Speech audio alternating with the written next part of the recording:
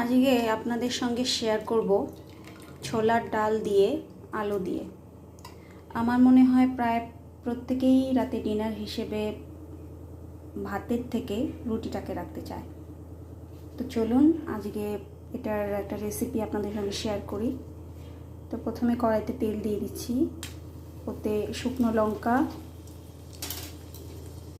লবঙ্গ, এলাচ, দারচিনি, তেজপাতা দিয়ে দিচ্ছি, গোটা জিরে, পেঁয়াজ কুচানো, আর আমি এখানে দিয়ে দিচ্ছি একটু রসুন, আমি দিয়ে দিচ্ছি দুটো কাঁচা লঙ্কা। এতে ডালটাকে দিয়ে দেবো।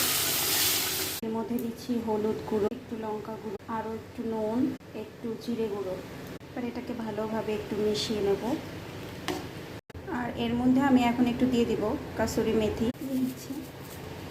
তৈরি হয়ে গেল আমার রাতে ডিনারের জন্য সাধারণ একটি রেসিপি। Please subscribe.